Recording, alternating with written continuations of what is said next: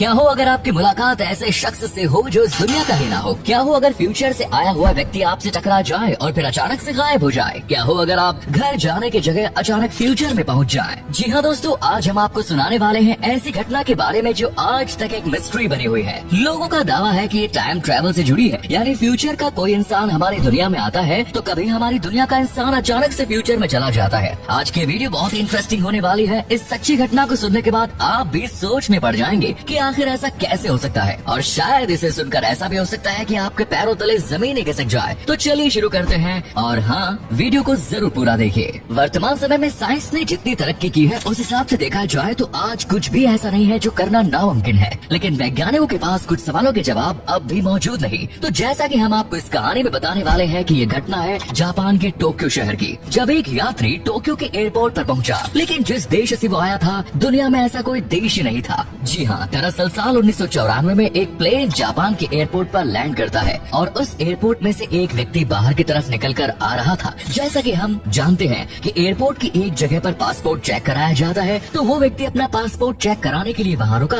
और फिर वहाँ पर जो कुछ भी हुआ वो बहुत ही आश्चर्यजनक था। वो व्यक्ति एक बिजनेसमैन लग रहा था और ऐसा प्रतीत हो रहा था जैसा ही अपना बिजनेस ट्रिप पर आया है। लेकिन जब इस व्यक्ति का पासपोर्ट चेक किया गया तो वो पासपोर्ट एक यूरोप की कंट्री टूरिट का था, परंतु हैरानी की बात ये थी कि टूरिट नाम की कोई जगह वहाँ पर थी ही नहीं। शुरुआत में ऑफिसर को लगा कोई पासपोर्ट की गलती है। ये सुनकर वो व्यक्ति बहुत गुस्सा हो गया और उसने अपने मुंह से कह दिया कि नहीं, कोई गलती नहीं है, मैं टूरिट का रहने वाला हूँ। और वो कहता है मेरी कंट्री तो हजारों साल से यूरोप में ही है, लेकिन तुम लोग ये कैसे कह सकते हो कि टूरिट नाम की कोई कंट्री नहीं है? ऑफिसर की चेकिंग होने की वजह से इस व्यक्ति ने अपना पासपोर्ट ओपन करके दिखाया। इस पासपोर्ट पर बहुत से स्टाम्प्स लगे हुए थे जो एकदम रियल स्टाम्प थे, और जापान के स्टाम्प भी इसके पासपोर्ट पर थे। उस व्यक्ति पर एक लाइसेंस भी था जिस पर कंट्री का नाम टूरिट लिखा हुआ था, और ऑफिसर ने उसे एक मैप भी दिया और उसे कहा बताओ तुम्हारी कंट्री इस मैप में कहाँ है? तो उसने बताया कि फ्रांस और स्पेन के बीच में एक छोटा सा एरिया है और ये टूरिस्ट कंट्री है। परंतु जैसा कि हम जानते हैं कि असल में टूरिस्ट नाम की कोई कंट्री थी ही नहीं। फिर उस व्यक्ति को एक सिक्योर होटल रूम में भेज दिया गया।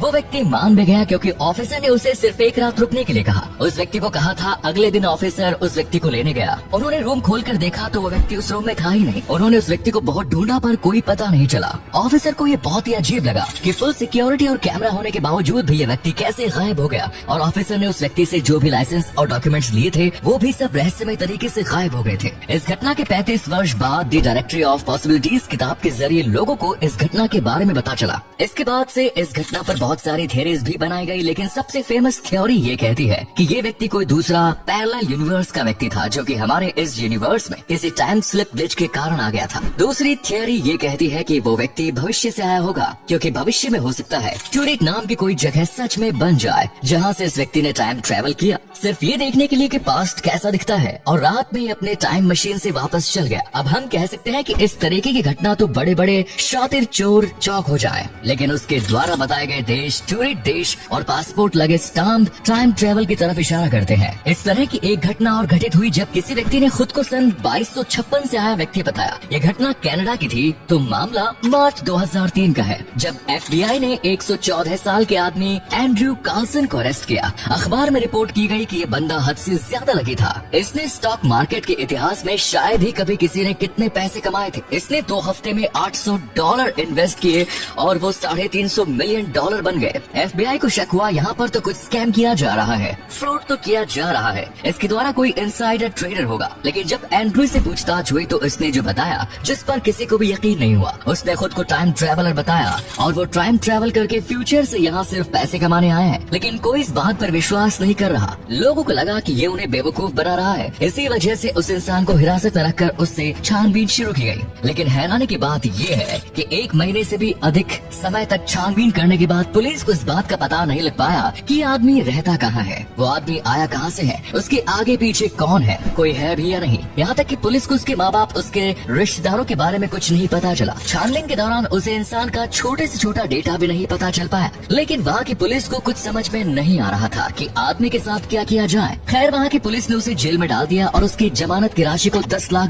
रख दी गई। पुलिस को लगा कि इस आदमी के पीछे जरूर किसी बड़ी गैंग का हाथ होगा और जमानत राशि को देखकर कोई तो छुड़ाने जरूर आएगा। और कुछ ही दिनों बाद हुआ कुछ ऐसा भी।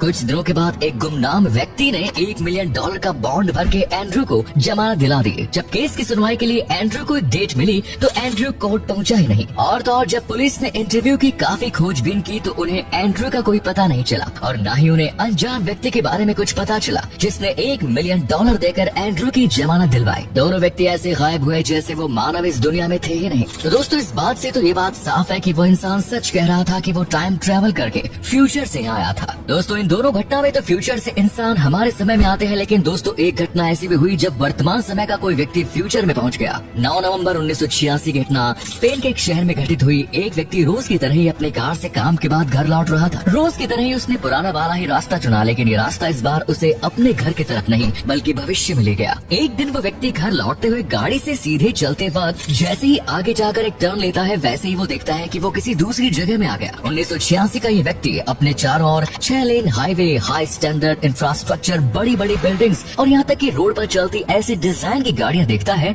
जो उसने पहले कभी नहीं देखी थी और उनकी स्पीड भी नॉर्मल गाड़ियों से कई गुना ज्यादा थी, क्योंकि 1986 में कुछ भी इतना डेवलपमेंट नहीं हुआ था। इसीलिए कुछ देर तक ये सब देखकर वो आश्चर्य में पड़ जाता है। फिर उसे सामने एक टनल दिखाई देती है। वो जैसे ही उस टनल में एंटर करता है उसके चारों तरफ एक तेज रोशनी छा जाती है और उसकी गाड़ी का टेम्परेचर अचानक बढ़ जाता है। इतने में उसको एक रोबोटिक आवाज सुनाई देती है जो कहती है कि आप टाइम ट्रेवल करके फ्यूचर में पहुंच चुके हैं। कुछ देर तक उसकी समझ में कुछ नहीं आता और वो सीधे चलता रहता है। फिर उस हाईवे पर एक जगह एग्जिट लिखा हुआ दिखाई देता है। वो व्यक्ति उस एग्जिट की ओर मुड़ जाता है और जैसे ही एग्जिट से बाहर आता है देखता है कि वो अपने घर के पास वाले रास्ते पर पहुंच गया है। कुछ देर के लिए वो सोच में पड़ जाता है। फिर वो गाड़ी का स्पीड मीटर देखता है। उसे पता चलता है कि उसने 150 किलोमीटर की यात्रा तय की है, जबकि उसके घर और ऑफिस के बीच की दूरी सिर्फ 15 किलोमीटर की थी। इस घटना के बाद वो रोज उसी रास्ते से घर और ऑफिस जाता था, लेकिन दोबारा उसे ऐसा कुछ दिखाई नहीं दिया। उसने आसपास के लोगों से भी इस नए रास्ते के बारे में पूछा, लेकिन उस नए रास्ते के बारे में कोई नहीं जानता था। तब से अब तक ये बात एक रहस्य बनी हुई है। क्या वाकई वो इंसान फ्यूचर में पहुंच चुका था?